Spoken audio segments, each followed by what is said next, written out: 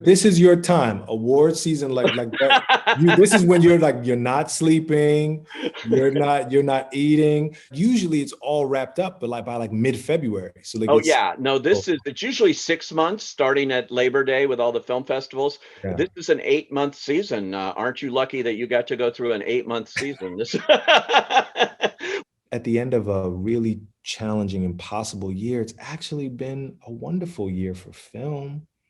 There's Yeah. been, that my list, for instance, of 5 supporting nominees, you could very easily take off all 5 of those names and put 5 different equally deserving names on that list and make a real case for it.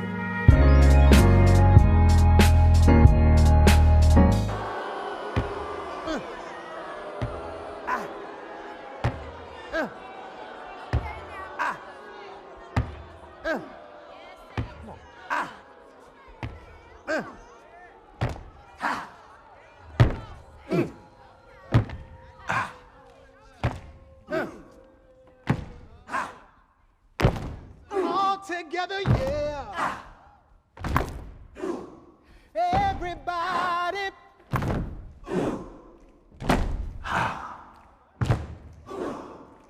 Let me hear you.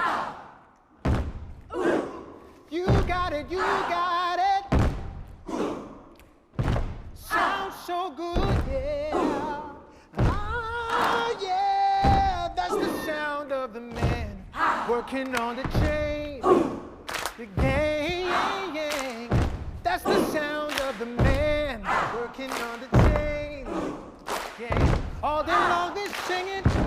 How did that come about that you were going to create a song for this movie? I don't know if it came from Regina or the producers, but they mentioned it to me early in filming that I would get to write the song, that they wanted me to attempt to write the song for the closing credits. Um, and I loved that idea because the film was so meaningful to me. And I like the idea of um, bringing more of myself to these projects. I've gotten to now produce a little bit, and when I'm producing, I'm also learning about producing. So I'm bringing more of myself to a project, but I'm also learning from the other producers there, and this project, getting to act and also write the tune. I got to collaborate, and I was invited into a different part of the process, right? Into a different, like into post. I got to see an early cutting of the film, uh, and add more with the writing of the song. So they didn't give me a lot of time. Like I think I had about 2 weeks to write the song. So they wanted more than one song, but I had about 2 weeks to write and have the song fully recorded and delivered because the film had been accepted into Venice by that time.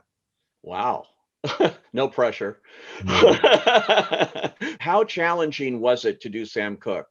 It was the most challenging thing I'd done up until that moment.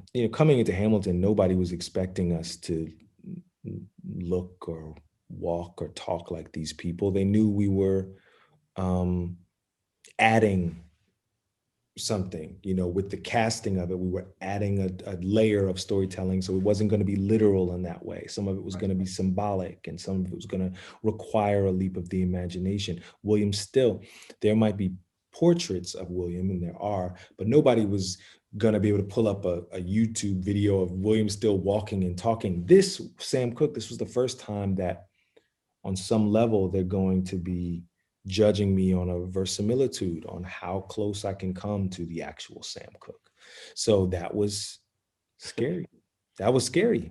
And it was so astounding to me when I saw this movie, kind of cold without knowing anything in advance. I said, my God, why would they have Leslie Odom Jr. not sing and just use the recordings of Sam Cooke? Because it sounded to me like, Sam Cooke it was uncanny what you did. You got the essence of him so brilliantly here. As a singer, is that part of your training or something that you can use in that, or how did you achieve that? Yeah, I think all of us start off imitating somebody. I think Singing is that way. Singing is it's an oral tradition. It's passed down through listening. Writing is probably like that too, right? I mean, no, all writers are going to start by reading. They're going to read a whole lot of writers, and they're going to try to, you're going to try to sound like Faulkner. You're going to try to sound like, whoever, and Right. before you find your own voice. So yes, quite literally the same thing for singers. Before you find your own voice, I think you have to try on a bunch of other people. And Sam was one of my teachers. So I just went back to that. I think it's why you find that a lot of singers are good mimics when it comes to voices, singing voices, because we all do that, as part of our early training. So I just went back to that and got even more serious about the mimicry and about imitating him, about trying to make it sound just like him. And then the acting instincts sort of kick in. Because when I first started singing, I wasn't an actor at all, but I think all these years later now, I can consider myself an actor, and the acting instincts kick in because then I'm trying to understand the choices. I'm trying to understand the psychology behind the way Sam sings, because the singing voice, man, that's just as much a deep psychological profile as anything else. Yeah. They say the way you do one thing is the way you do everything. So the way Sam sings tells me a whole lot about that guy. What was that like in doing One Night in Miami and your scenes, particularly opposite Kingsley here playing Malcolm X? That would seemed intense, in those scenes. Kingsley Ben-Adir, so damn brilliant. So brilliant as Malcolm X, right? And he was that evening rises and falls on Malcolm's energy. Malcolm is driving that night. He sets the agenda, he sets the pace, and we were just so lucky to have such an extraordinary leader in Kingsley. He was just like, we were just playing catch up the whole time. And I thought that the best way, when I finally did get a chance to respond, I thought that the best way I could repay him for the great gift of his performance was just to make it hard on him, to push back on him as hard as he'd been pushing on me and on us, because that's a great gift that you give as a scene partner when you give as much as he did. This was a theater piece, obviously, to start with, and then adapted for film. You're obviously invested very, very big in theater, and in so many extraordinary ways, beginning with Rent in terms of Broadway and that sort of thing, and going on. For you, is there a preference here as an actor in either medium? I mean, thank goodness I don't have to choose. Yeah. But there's nothing that rivals a live experience for me. What a time we're living in. I mean, theater has never been dark this long. Oh, Ever. no. Ever. A year, people were going to have to go on a year and a half, maybe more, without the theater. I mean, it's just unheard of, unthinkable. We just couldn't have imagined something like this. So when we think about what it's going to take to rebuild and what it's going to take to remind people of how powerful those experiences inside a theater can be and how impactful they can be. Film is such a public way to learn. Film is a very public way to have trial and error, which is what the last 5 years have sort of been like for me, making movies, just trying to figure out how to make movies. But there was something simpatico, I think, about me in One Night in Miami, because it too was trying to figure out how to go from the theater to the screen. Yeah. I was trying to do the same thing. I felt a kinship even with the piece. It felt like, what of me needs to change in order to be an effective storyteller in this medium? What of my skill set can I keep? What is valuable in this space? One Night in Miami was asking the same thing. How can I, as a little theater piece, be effective on the big screen? Can I be? And to see this out there on a huge streaming service like Amazon, Yeah. at the same time, people are seeing that never got the chance to see your performance on Broadway, your Tony-winning performance of Aaron Burr.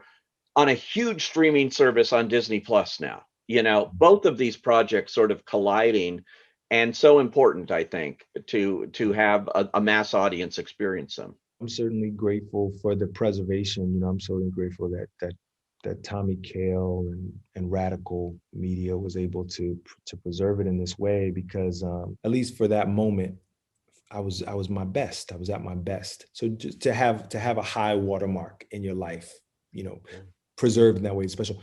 Most of the little theater things I've done, you will never see, thank God. Yeah, Most of them do not exist to be consumed on Disney Plus, which is a good thing. Before we go, I wanted to ask you about the book that you wrote, you know, which is such a beautiful title. First of all, it's Failing Up: How to Take Risk, Aim Higher, and Never Stop Learning. What inspired you to do that, to write that?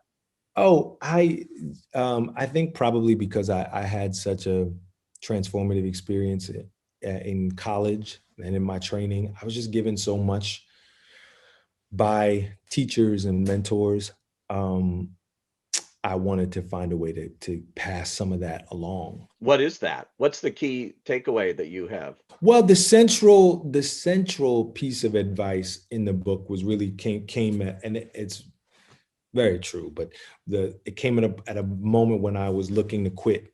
You know, I wouldn't have been having this wonderful conversation with you today had I followed through with my plan, which was to, like, you know, transition into the hospitality industry or something like that. And a mentor of mine, and he said, well, listen, you can quit. That's fine. We can talk about things you might do if you quit, but I'd love to see you try first. I'd love to see you try before you quit. And this is after a decade already. I'd already been on Broadway and been on TV. You know, I'd had some success, and so I couldn't understand what he meant. And he said, well, I think that you are sitting at home and you're waiting for the phone to ring. And when the phone rings, you show up, you're an affable guy, you're well prepared, you're well trained. When the phone rings, you can make some things happen for yourself. The phone didn't ring for you today, right? So what did you do for yourself in the absence of a ringing phone? Did you call anyone? Did you write anything? Did you read anything? Did you, do people that you've worked with know that you're out of work? He said, I wasn't singing at all at this time. He said, do you know how many coffee shops would love to have you sing the lunch hour? He just pointed out all these ways that I could help myself, that I could take charge of my creative engine. It's been about 10 years since that meeting with him. And I have to tell you, I have not stopped working since. And it's not always because the phone is ringing. It's because I'm never waiting for it to ring.